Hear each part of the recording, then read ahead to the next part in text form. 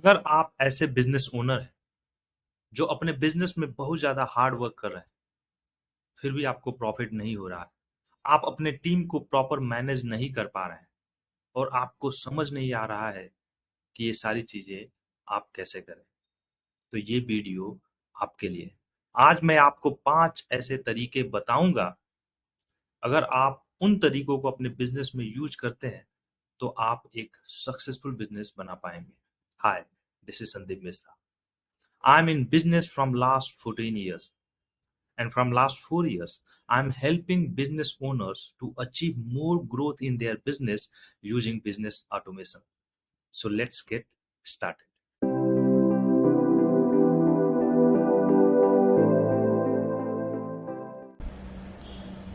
और जो पहला स्ट्रेटजी है वो है गोल सेटिंग। और बिजनेस में गोल सेटिंग क्यों इम्पॉर्टेंट होता है?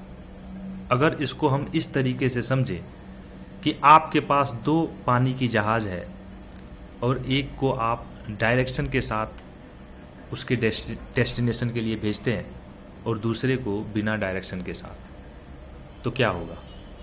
99% चांस है कि जिस जहाज़ को आप बिना डायरेक्शन के भेज रहे हैं वो अपने डेस्टिनेशन तक नहीं पहुंचेगी, और जिस जहाज़ को आप डायरेक्शन के साथ भेज रहे हैं उसके 99% चांस है कि वो डेस्टिनेशन तक पहुंच जाएगी, राइट? और सेम बिजनेस में भी होता है। अगर आप बिजनेस में एक गोल सेट करते हो, एक टारगेट रखते हो, तो आपको पता होता है कि आपका ईयरली टारगेट क्या है, आपको पूरे एक साल में क्या अचीव करना है, और फिर उस टारगेट को आप क्वार्टरली टारगेट में डिवाइड करते हो। यानी आप उस पूरे एक साल के टारगेट को आप 3 महीने के टारगेट्स में डिवाइड कर लेते हो, और फिर आप उसको मंथली टारगेट में डिवाइड कर लेते हो।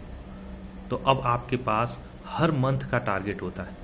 आपको पता होता है कि आपको अपने बिजनेस में मंथ बाय मंथ क्या अचीव करना है, और फिर अगर आप उस टारगेट को नहीं अचीव कर पाते हो तो आप उसका एनालिसिस करते हो।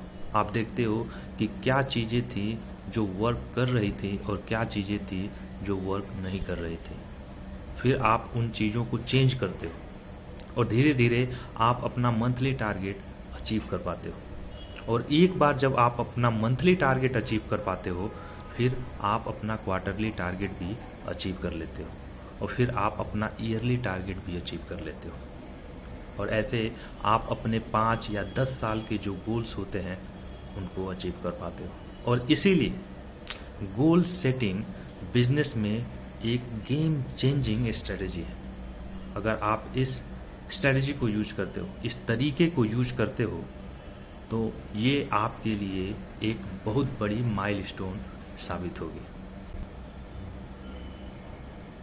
और जो दूसरी स्ट्रेटजी है वो है टारगेटेड कस्टमर। यानी आप किन कस्टमर पे फोकस कर रहे हो। नॉर्मली हर एक बिजनेस में ऐसा होता है कि आप ज़्यादा से ज़्यादा कस्टमर पे फोकस करते हो, यानी आप अपना प्रोडक्ट, अपना सर्विस हर किसी को बेचने की कोशिश करते हो, जो कि एक सही तरीका नहीं है। क्योंकि इस केस में आपके जो प्रोडक्ट्स होते हैं, आपके जो सर्विसेज होते हैं, वो कस्टमाइज्ड नहीं होते हैं। वो किसी एक पर्टिकुलर कस्टमर के नीड, डिज़ायर और प्रॉब्लम को सॉल्व नहीं करते हैं। और जब तक आपके प्रोडक्ट एंड सर्विसेज एक पर्टिकुलर कस्टमर सेगमेंट के नीड, डिज़ायर और प्रॉब्लम को सॉल्व नहीं करेंगे, कोई भी कस्टमर आपको पैसे देने के लिए तैयार नहीं होगा, यानी आपके प्रोडक्ट और सर्विसेज परचेज नहीं करेगा। आप हमेशा लॉस मेकिंग कंपनी बन करके रह जाएंगे। इसीलिए बहुत ज़रूरी है कि आप एक पर्टिकुलर कस्टमर बेस को टारगेट करें। यानी आप अगर यंग एज क्राउड को टारगेट कर रहे हैं तो आपके प्रोडक्ट एंड सर्विसेज वैसे होने चाहिए। अगर आप ओल्ड एज को टारगेट कर रहे हैं तो आपके प्रोडक्ट एंड सर्विसेज वैसे होने चाहिए। यानी आप पहले ये देखेंगे कि कौन सा ऐसा कस्टमर है जिससे आप मैक्सिमम बिजनेस कर सकते हो। फिर आप अपने प्रोडक्ट एंड सर्विसेज ऐसे डिज़ाइन करेंगे ताकि वो उनकी नीड, डिज़ायर और प्रॉब्लम को सॉल्व करें, और तभी आप अच्छे से मार्केटिंग कर पाएंगे, अच्छे से अपने कस्टमर तक पहुंच पाएंगे और ज़्यादा से ज़्यादा सेल कर पाएंगे। तो टारगेटेड कस्टमर दूसरी गेम चेंजिंग स्ट्रेटजी है, यानी दूसरा सबसे अच्छा तरीका है बिजनेस में एक अच्छा बिजनेस बिल्ड करने के लिए, एक प्रॉफिटेबल बिजनेस बिल्ड करने के लिए।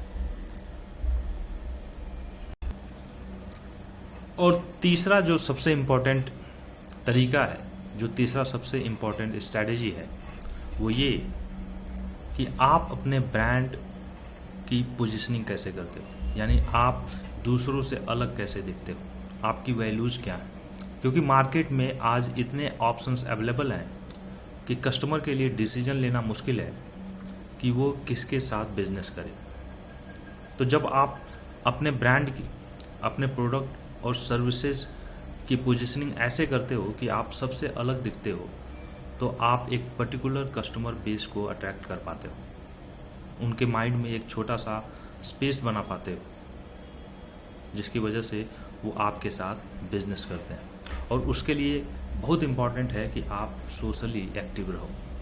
आप अपने ब्रांड की, जो भी आपका लोकल ब्रांड है या ग्लोबल ब्रांड है, उसको सोशल मीडिया के थ्रू एडवर्टाइज करो, ज़्यादा से ज़्यादा कस्टमर तक पहुंचो, और आपके पास एक स्ट्रॉन्ग बिजनेस मैसेज होना चाहिए जो आपके कस्टमर को इमोशनली कनेक्ट करे। और अगर आप ये सारी चीज़ें करते हो तो ये आपको ज़्यादा से ज़्यादा सेल्स जनरेट करने में हेल्प करेंगी, और इसीलिए ये बहुत इम्पॉर्टेंट स्ट्रेटजी है। जो चौथी सबसे इम्पॉर्टेंट स्ट्रेटजी है वो है टीम वर्क। क्योंकि एज ए ओनर हमें लगता है कि बिजनेस की जितनी भी रिस्पॉन्सिबिलिटी है वो हमारी है, बट ये सही नहीं है। आप हर काम खुद से नहीं कर सकते, आप सारी रिस्पॉन्सिबिलिटीज़ नहीं ले सकते हैं। तो ये बहुत ज़रूरी है कि आप एक ऐसी टीम बनाएं जो आपके आइडियोलॉजी में बिलीव करती हो, जो आप करना चाहते हो उसके साथ अलाइंड हो, वो उसमें बिलीव करते हो। और उसके लिए बहुत ज़रूरी है कि आप अपने ऑर्गेनाइजेशन में एक स्ट्रक्चर बनाएं कि कौन सा एम्प्लॉय किसको रिपोर्ट करेगा, और हर एक स्ट्रक्चर का रोल और रिस्पॉन्सिबिलिटी तय करें, उसके स्किल सेट को लिस्ट करें, और उसी स्किल सेट के बेस पे आप हायरिंग करें। कई बार हमें लगता है कि ये कैंडिडेट इस रोल के लिए फिट होगा, और हम उसके स्किल सेट को चेक नहीं करते, तो आपको कुछ टाइम के बाद आइडिया लगता है कि जिस कैंडिडेट को आपने हायर किया वो उस रोल के लिए फिट नहीं है। फिर आप कुछ नहीं कर सकते सिवाय टाइम वेस्टिंग के। तो इसलिए बहुत ज़रूरी है कि आप हर एक हायरिंग स्किल के बेस पे करें, उस रोल के लिए क्या स्किल्स रिक्वायर्ड हैं, और उस बंदे में, उस एम्प्लॉय में, उस अप्लीकेंट में वो स्किल सेट है या नहीं, उसके बेस पे हायरिंग करें। और फिर अप्रेजल डेटा के बेस पे करें। अप्रेजल आप इस बेस पे ना करें कि आपको लगता है कि इस एम्प्लॉय ने सबसे अच्छा काम किया है। आप अप्रेजल इस बेस पे करें कि एम्प्लॉय का पिछले 1 साल में परफॉर्मेंस क्या रहा है, पिछले 6 महीने में परफॉर्मेंस क्या रहा है। और जब आप अप्रेजल परफॉर्मेंस के बेस पे करते हैं तो जो अच्छा काम करता है उसको अच्छा अप्रेजल मिलता है, टैलेंट्स आपकी कंपनी में रुकते हैं, क्योंकि एम्प्लॉय आपके ऑर्गेनाइजेशन को बना सकता है या डुबा सकता है, डिसीजन आपके हाथ में है। और जो पांचवी सबसे इम्पोर्टेंट स्ट्रैटेजी है वो है डिलीवर वैल्यू, यानी आप क्या डिलीवर करते हैं।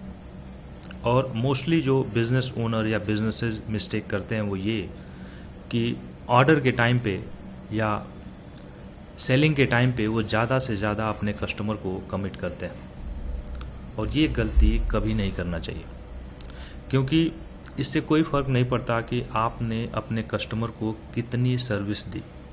अगर आप उसमें 1% भी चूकते हैं तो आपका रिलेशन आपके कस्टमर के साथ बिगड़ जाता है।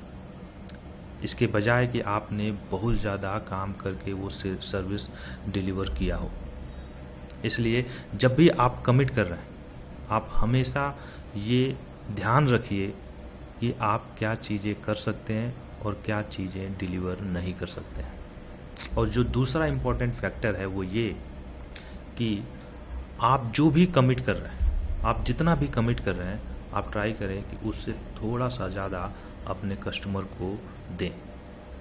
और इससे आपका आपके कस्टमर के साथ बहुत ही स्ट्रांग रिलेशन बनता है और जो कि बहुत लॉन्ग टर्म तक चलता है।